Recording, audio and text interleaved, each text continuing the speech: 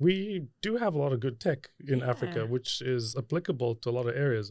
And it's only because you go to these places do you realize that, hey, there's actual opportunities for us to actually expand into these markets.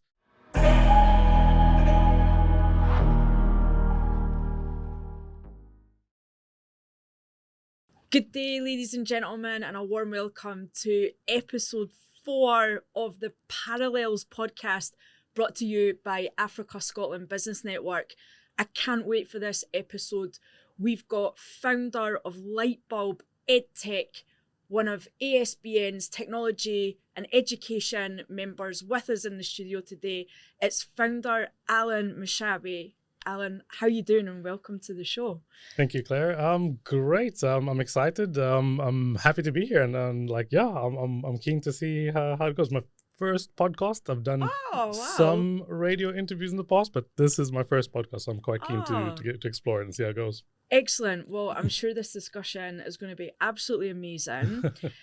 So like we do with every member or leader that we interview, Alan, we like to kind of back up a little bit and get to know the human behind the business leader. So you're an electrical engineer by skill and trade. Yes. Can you talk to us about, go as far back as you want from childhood, your youth? How did you become, and what led you to becoming an engineer? Oh man, okay, yeah. I think hopefully my dad doesn't hear this, but we'll do our very best to cover as much as possible. So I grew up, I'm actually Ugandan by birth. My family moved to South Africa very early on, like in the early 90s. And I started my schooling career from grade 1 in South Africa, in a small town in the Eastern Cape in Umtata. And I basically completed my entire schooling career in that at that place, essentially, in Umtata High. And then when I got to my matric, I basically had a choice between engineering was actually one of my second or so choices, because I really liked physics, I liked mathematics, those type of things. And so then I thought, let me try to do that. But I also liked biology a lot. Now, both my parents are doctors at the moment, and always been. And essentially what happened was my dad basically said to me, look, you got a lot of choices, but medicine's not one of them. And I was like, really? I really want to try that. And he's basically saying, nope, I will not be funding that whatsoever. Wow. So that basically eliminated that. And it's actually quite a crazy thing, because I think even my older sister also was looking at medicine, and parents were like, basically, you know what, no, we're gonna actually do engineering. Wow. All you guys are gonna basically follow that. And honestly speaking, all my siblings are electrical engineers. Oh wow, okay. And every single one of them. And how many siblings do you have? We have 4. Oh wow, 4 in total. So, but to be honest, it was a choice. I mean, I did. What actually was the driving factor for me personally, aside from obviously that aspect, was I came to Cape Town in I think my grade 11 year. And what we did was there was a engineering program that UCT used to host. And, they would take us around to a different number of the firms and the departments. But then they also took us to a place called Thunder City, which was they had a whole bunch of Air Force planes and fighter planes and so on. And so we were like, oh, wow, this is cool.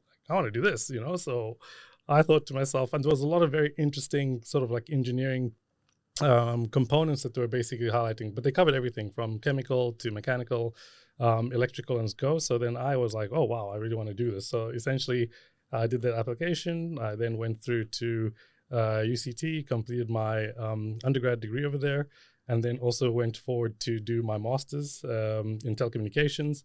And and after that, decided to go into corporate, working at the likes of Telcom and Internet Solutions.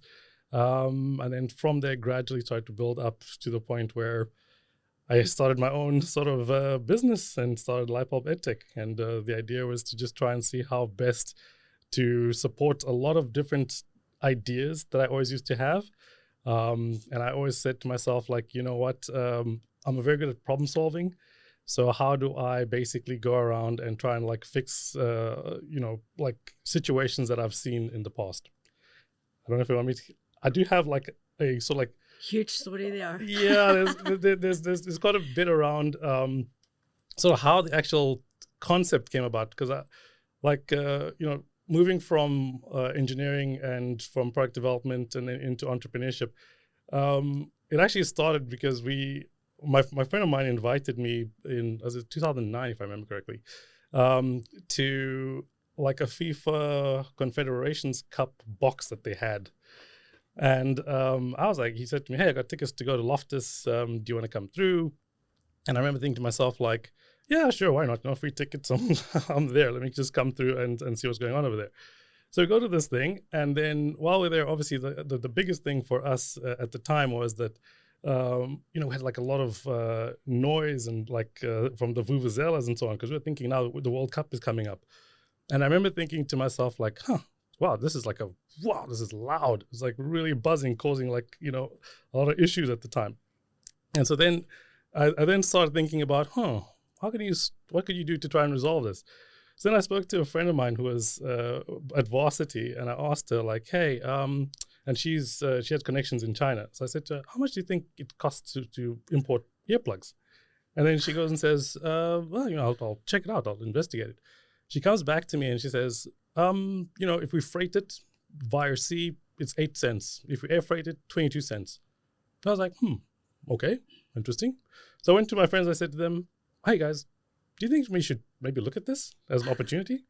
And then I was like, okay, cool. Let's like map this out. So then I literally set up everything. I even tried to figure out like how to get like a custom certificate at the time. And then we were like, hey, guys, I think we can actually do this. This seems it's like a proper like concept that we can actually put together.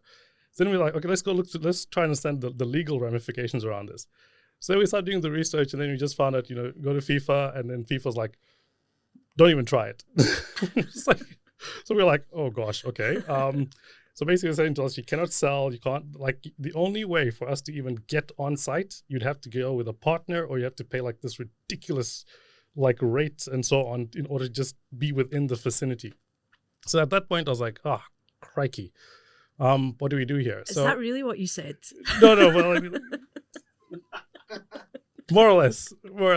But anyway, so now we're sitting there, and I'm talking to my friends and say to them, well, you know what? Hey, one of the companies that I work for, which is a telecommunications company, is one of the sponsors. Oh, this should be like piece of cake. I'll just go, find the person in charge and be like, hey, we have this idea. We can even brand them accordingly. I mean, like it was like dirt cheap if you like looked at, and the quality was very good. The ones that the samples that we managed to get in. And so now, like, oh man, I can't even tell you. So at this time, I was like I'd probably say straight out of varsity. You're like I don't say the bottom level, but for the position that I came in with my degree, I was not as high up. You'd have to go through a number of levels to get to the person that you can actually talk to. So I remember sending like a bunch of emails, trying to like phone up, and I remember trying to go to the procurement department and even to the marketing side and trying to like pitch to them to like, so you guys are a telecommunications company, and this should be like a shoo-in, protect the people's ears. That's right. Like, you don't have to do anything. Like, heck, it should be like so obvious. I cannot tell you the absolute headache. We could not get anything through. And at one point I was actually saying to myself, should we try to risk it? But then, at that time we thought FIFA like controlled the world. So we were like, whoa, I don't want to, like, I'll just start my career. Choose your battles. I don't want to, exactly. I'm like, do I want to be like, because like the emails that we received was so like hectic. Basically, I mean, countries cower to this organization. So we were like, I'm not going to try. And so coming closer to the actual event, we started thinking at one point, I was like, oh man, should I do it? Should we just, I mean, I could just, if everybody just like puts like, 10,000 Rand, 20,000 Rand together, we can ship like a little bit down and see what we can do. Just give it out to random vendors and so on. And so anyway, we basically, like a lot of the guys, they're all on like big bursaries and so on with like big organizations.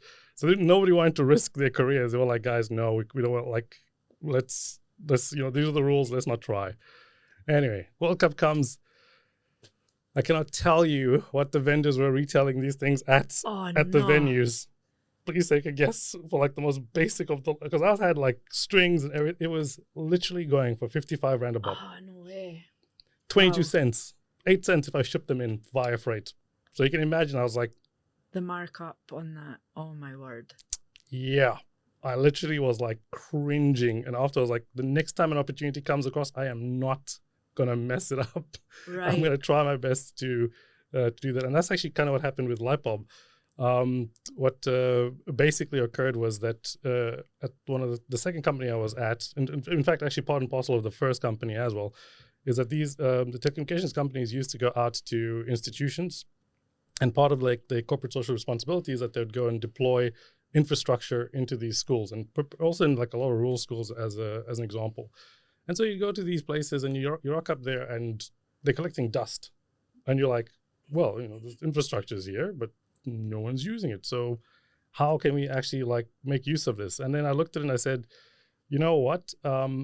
I think there's an opportunity here for us to basically create like a platform whereby we can actually use this infrastructure to engage with these guys and provide almost like support and help and so on. Because I said I've got extra time every so often. If I cut out, tee off time, instead of playing 18 holes, play 9 holes, I can support a few kids and so on.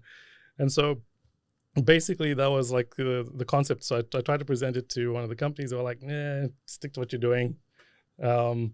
Let's not try and like stray too far. This is where you're making the most money at the end of the day. So we're not quite sure if we want to start looking at these sort of like fringe opportunities as yet. And so then just through that time, then I decided at one point, you know what, let me actually try this challenge out and start it. And you took the leap, Alan. This is great. You're actually answering. Alan's actually answered like 5 questions in one story. This is brilliant. No, I love it. Definitely makes my job a little easier. And thanks for sharing that, Alan. That's so fascinating. So now you've like thrown yourself in away from corporate, and now you're a founder of a company. Can you like tell us about that? How did you start packaging what is essentially an ed tech company up for commercial gain? Oh gosh, so that actually was it. Also, it's been, I'd probably say, because of a lot of iterations of what we started off by doing. We did do a lot of pivots, and majority of the time is actually because either like end users or clients would come back to us and be like, can you do this? Can this work? Can that work? And then we'd be like, yeah, we can add it on. And then slowly but surely, what's now Lightbulb EdTech has actually evolved because of like different changes. I can almost tell you like, certain functions or operation where that came from, who was like sort of like the inspiration for that particular piece of work. But essentially what started off was like, we looked at saying, let's try and support students in STEM by providing them access to highly qualified individuals from wherever they could be. So like if you're sitting at home or in the middle of nowhere, you could basically get access as long as you have access to like a internet infrastructure. You could then communicate and get support from anywhere pretty much in the world, essentially. And we tested it out. I mean, I used to tutor quite a lot in varsity. So I basically said, let me try and make sure, let's see how well this system actually works. So I personally tutored a number of students in Pretoria in particular. One of the students actually at one point immigrated to the US, New York, / I think it was very close to the Canadian border.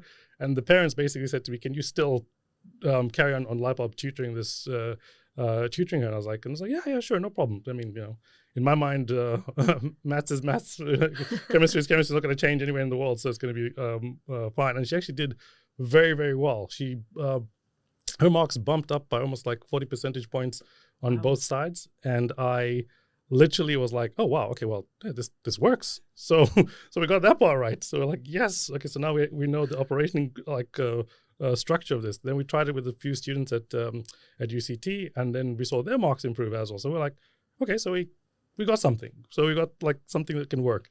And then so initially we started like, okay, great, let's start focusing on the education side of things. And then in about 2019, if I remember correctly, one of the I don't know how, I'm trying to remember who actually introduced us to one of these corporates, but basically they came and said, hey, we're struggling with this. Do you think your platform can actually be adapted for that? And so we saw that, okay, yeah, well, theoretically speaking, all we're doing is just changing the subject matter or the topics, and we are and swapping the tutors with like facilitators at the end of the day. And then we realized, okay, we have effectively built an LMS platform essentially that we can then customize and make it more amenable to individuals, especially if they have mobile devices and things like that. We can actually make it easier to distribute content to anybody pretty much anywhere. And so then we started like, oh, the corporate side, there's opportunities here. So we started like building that up, and then suddenly we're like, this is applicable to a whole range of different industries. And it's slowly been like that over time. I mean, like our biggest one that we did was dealing with like artisans for a big production plant out in Richards Bay. And we basically like managed to train pretty much all their like vendors and contractors that they couldn't do in like the course of a year. We did in like 3 weeks. Wow. And we managed to even give verifications that each person had done. And all we did was basically adapt the platform just to suit that topic and those individuals at the end of the day. Wow. And so now that's what we've actually become very good at is we've got clients from different facets and different industries, and they'll basically say, these are our training and learning goals for all these individuals. How can you adapt the platform in order to suit and like reach those targets at the end of the day? And that's kind of what we've been focusing on. And the more we learn, the more we're able to adapt, and more often than not is sometimes just like a copy and paste of like a previous sort of like iteration of what we've done. So, yeah. Sure, Alan, geez, that's incredible. Thanks for sharing that story with us. Have you had to learn, you're an engineer, right? Mm-hmm. So you're obviously a very clever person. As a trade and a skilled person, mm-hmm. have you had to learn like a whole new landscape in the business world as a businessman? Yeah. Yeah. Well, I think there's that whole concept that I think early on, I think from an engineering perspective, you're always told like, if you build the best products and the best services, people will come. Oof. That doesn't work like that. You do need the networks, and you actually need to engage with people. So people, because there's a big sort of like personal aspect that occurs with business in general, and more often than not, people forget that. You have to be. People need to be able to trust that you're going to deliver on what you're providing. I've seen people with like amazing products, but they're just unable to effectively like communicate and engage with individuals as to like, hey, how can I actually help you build out what or take what we know and help you to actually solve the problems that you have. And the thing of just putting a product out there and just like leaving it never works. You have to like engage. You got a network. You have to like rely on individuals that a lot of business people, and that's the thing I've done. I've worked with a lot of different individuals, and they've given me like a lot of guidance in terms of like, hey, you got to do this. Sometimes you have to show up at trade shows and engage, and it can get quite taxing. And there's a lot more than just like the engineering side to entrepreneurship that a lot of people tend to forget, and that's something that I've by myself have to try to like figure out like, okay, I got to change that mindset. I'm not longer just going to be a product person. I've got to now also be a person who deals with interpersonal relationships and things like that. So yeah. I remember the first time I met you, Alan. It was actually through our Ghanaian friend. Yeah. And it turns out that do you still live Sunningdale side? Oh no, have you moved? I've now moved. But okay. Yeah. I'm still in Sunningdale. Yeah. So I drove you home and I dropped you off, and you said before you got in the car, I've got an investors meeting tomorrow. Now I have to go and work and I have to prepare. So investors, how has that journey went for you, and how did you start that process, and how do you know how much investment you need? What kind of investors you need? And yeah, if you want to talk about that journey. Okay. So the investor journey it's quite complex. So we've been reasonably, I don't want to say lucky, but like there's been opportunities whereby we have engaged with individuals, but that's normally through programs. So there's normally a lot of accelerator and incubator programs that you can actually be part of, which actually, in my view, is the best way within SA in particular in order to try and like get the opportunity to get exposure to the right sort of VCs and so on. The investor journey is tricky. I'd probably say one of the key issues that we've found in the past is that if you're looking for investors, especially those who are potentially locally based, the requirements tend to be very high in terms of just even getting looked at. More often than not, you get a situation where guys are asking you for like long-term contracts, lifetime value contracts, and things like that. And you ask yourself, well, I mean, if I had those, why do I need the investors? Right. And I feel like that's something where I think a lot of the VCs in South Africa are very short-sighted. Whereas if you're looking international, guys will come with, you have a concept, you'll get like a pretty big check as long as the concept document is brilliant and works well, and you're ready to go. And I mean, I've seen individuals with pretty similar sort of concepts, essentially. One who's been pushing it very, very hard, and they've got working products and so on, cannot get funding. Then you have individuals who are just, we're going to try it out, test it, and it depends on maybe who they know, the relationships. They get a huge amount of funding, and more often than not, they're the ones who are not the most passionate about what they're trying to do, and that tends to lead to like, oh, this just it never works out for them. So what ends up happening is you'll get situations where some individuals are getting funded, but they're not passionate about it, and those who are passionate are struggling to get even like, the bare minimum in order to actually get their business off the ground. So it's tricky. But I would probably say from a South African startup perspective, your best bet is to go through accelerator programs and incubators as a starting point. Go through that process, and then from there you can start to see. They'll also put you in touch with the right type of VCs and investors at the end of the day. Okay, Alan, have you ever been tempted to do the tech thing and go to California and launch there? Honestly speaking, we have had a lot of pressure to do that. Right. I'd probably say we get that almost all the time. Even some of our peers and so on, like a lot of the guys say they drop it. They're like, we've gotten to the point where we've got our MVPs. We're out of here. We're going to go to Silicon Valley, and you'll get like a blank check of $10 million. Go try, and it is extremely tempting. I think that's just the gist of it. And sometimes we get frustrated because we're like, goodness me, do you want to do it? Don't you want to do it? And it is a big thing. And I'll be honest with you, we are looking at potentially those opportunities. We just want to make sure that it's the right one at the end of the day. It's the right one, yeah. Well, Alan, Africa Scotland Business Network has a global footprint. So if you need any help in America. Oh, well. Yeah. No, we're definitely going to be chatting about that. I think it's Europe and the North America are quite key for us. I do think there's big opportunities there. Sometimes you don't necessarily you don't think it's there until you actually go. Then you realize, wait a second, hey, we do have a lot of good tech in Africa, which is applicable to a lot of areas. And it's only because you go to these places do you realize that, hey, there's actual opportunities for us to actually expand into these markets. And more often than not, they do have better infrastructure. So it's easier for you to deploy. Whereas for us here, unfortunately, in some cases, like from a telecommunications perspective, it's not widespread as far as you can. And so it's very limited in terms of exposure that individuals can actually make use of the technologies that you deploy.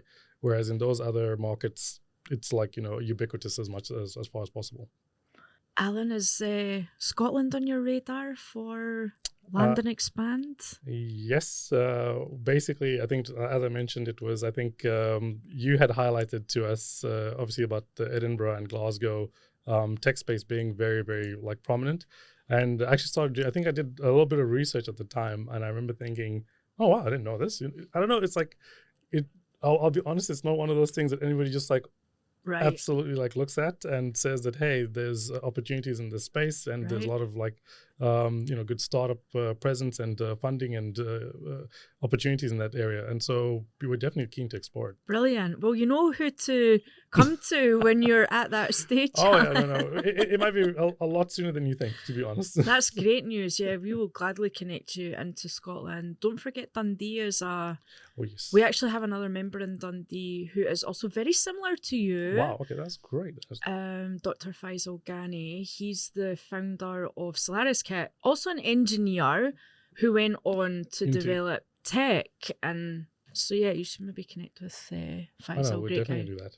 We'll definitely follow up with that. There we go. So Scotland on your agenda, or we've just made his Well, Scotland his agenda. Alan, there's so many edtech companies out there, and I know this might be a difficult question to answer, but this is beyond the business lines, this podcast. What makes your product unique? So I think the key thing for us is that I'll probably say we're very grounded with regards to how we approach our development and the way that we look to try and resolve the issues for clients. So systematically, one of the key things that we try to do is we try to make sure that we can achieve like the vast majority of training objectives for the organization. More often than not, you'll get so like European designed or North American designed sort of platforms. And what their key thing is, they're normally like an add-on as part of like a bigger sort of like either like a CRM or like some sort of like procurement system and things like that. Whereas the training component is just a small sort of caveat of it. But what we've found is like, if I was to say to you that, hey, I have a number of individuals that I want to train, none of them speak English. Their maybe his first language is isiZulu. And they need to be well versed in the competency and compliance on this piece of material. And I would like you to go to like a Google or a Microsoft and ask them, can you solve this for me? They're not necessarily going to do it. So what we try to do is we try to focus on like saying, okay, great, what do we need to achieve in order to facilitate this sort of training? Normally the guys would say to us, here's the material, or if they don't have it, we'd go to a third party and try and work out what is required from that perspective. We'll then understand what the usage base is. If it is like another language, we'd basically look to see how to help to convert that into the language of instruction. Then the next thing is like what's the level of understanding of these individuals? Do they have email? More often than not, they do not. They just have a smartphone, and that's the only sort of like access to the internet or like exposure that they have at the end of the day. So now you want to try and figure out, how do you now make sure that every single one of these guys find it very easy to basically navigate a platform, make it as simple as possible. All they have to do is like click 1, 2, 3, and they get their compliance at the end of the day. And so what we'll try to do is we'll try to see how to simplify the entire process, push it out to everybody, and make sure that the majority of the individuals actually hit their targets. So we don't try to I'll probably say we never really try to compete with like the top end sort of group. We're always looking at the lower LSMs because that's where the widest market is. And also that's where the widest number of individuals require the compliance and the efficiencies. If you can make those groups more efficient and effective, you can actually improve the performance of the overall organization like tenfold. So that's actually the key aspect that we try to do is we focus on like, let's try and make sure that the guys have a simplified system. We look at the constraints within the platform and the infrastructure. I have a background in telecommunications, as I mentioned. So like things such as low data, like how do we like navigate these type of things? What does the end user have to go through in order to actually achieve their learning objectives or training objectives? So from that perspective, we are able to customize and build the platform and holistically make sure that it does the job it's been designed for. And that's also what makes it very sticky for a lot of our clients, because it's very difficult for them to change over, because we become almost integrated into their actual operations. Do you think, given that how your technology is targeted towards the wider groups, and let's talk about the young people and the opportunity in Africa, surely it must be phenomenal for you. In other words, don't rush off to America just yet. It's interesting you say that, but the thing is, like, there's huge scope within like Europe and like the North American sort of regions. I mean, just going through to like, I think it was Sweden, and if I use Sweden and Texas as an example, they have massive amounts of like especially around immigration. So there's a massive labor force that's come through, either through like sometimes unfortunately through like conflict that's occurred in this particular area, and now they're in the country, but now the government has to now find opportunities for these individuals.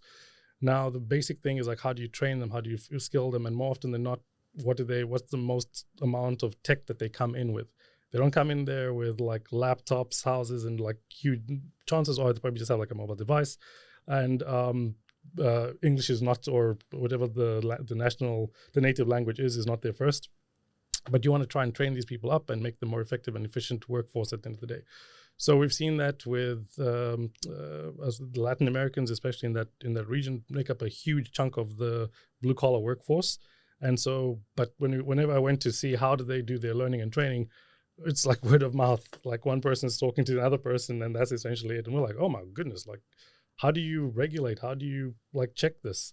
And if I was to look at just as construction as an example, you have one development company doing it one way, and then if you're building exact same sort of like structure, go to the next one slightly different, and you're thinking to myself like, goodness, if you could organize these guys to be more efficient and effective and understand like the different parameters, things such as like how much cement each person needs to use, you can make things 10 times more efficient and effective if the entire like group of individuals can do that more effectively and efficiently, as opposed to just like a free-for-all at the end of the day. And that you'll find that a lot in a lot of areas, especially where guys are unfortunately trying to do cost cutting. And so that's where we think that there's big opportunities that are untapped. And we've taken essentially like a problem that we would normally have within Africa and now found a opportunity for it within like more developed nations. It sounds like you're taking over the world. Goodness me, we wish. It's like, we wish. But yeah, it's small steps, and we're constantly evolving, constantly learning, and we're hoping to see how well we can evolve at the end of the day. Fantastic. Well, we're always a resource to you, Alan, and the team, and we absolutely love having Lightbulb EdTech and Africa Scotland Business Network. I wish you all the success in the world. Thank you. In Africa, in Scotland, the US, wherever you choose to go, we are right here behind you. I've got one more question for you, Alan. You're from Uganda. You live in South Africa, African at heart. Mm-hmm. You have experience all over the world. We are like following our members on LinkedIn. We track them, we scan them. And I saw you on the big stage in London quite recently. Mm-hmm. What is it about Africa that you love in personal business? You can answer it how you like. And how do you think it shaped you both academically and as a businessman? Well, first and foremost, it's a really good place to live. I always tell people, like, especially things such as we take a lot of things for granted. We do. Food is one. Oh, every single time. Every single time I travel, I always go, like, I come back and I'm like, oh man, what can we order? What can we have to eat? It's like it's always like amazing. Climate is also another thing. I mean, we were in Europe, in Dubai, and all these other areas, and I thought to myself, like, goodness me, wow.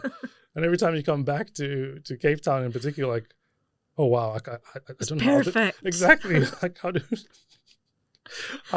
you? Well, why would you? Everything is here. So I think, honestly speaking, the only obviously energy is probably like the only big concern that we have within the region. If we could solve that, obviously, and then maybe even security is also another big problem that a lot of guys have. But if those two like major issues can be resolved, I really don't see where else in the world you'd rather be than here. It's got a very youthful base as a whole. Yeah. There's like steady progress. I think there were some stats saying that Africa is going to make up the majority of the workforce in the next 40 years or so. So it's very untapped. If we can effectively get our act together, we will be a dominant force at the end of the day. Absolutely. So, yeah. I couldn't agree more. Even as a Scottish person Yeah. that lives and breathes in this country, I totally share your sentiments. Alan, thank you so much for taking the time to chat to us on the Parallels podcast, episode 4. And to our audience, thank you so much. Please check out Lightbulb EdTech, an absolutely incredible success story of education, technology, ready to teach the world. Alan Mashabi, everyone, thank you so much. Thank you, Claire, and thank you to the network. It's been really appreciated, and we're really looking forward to the podcast. onwards. Thank you.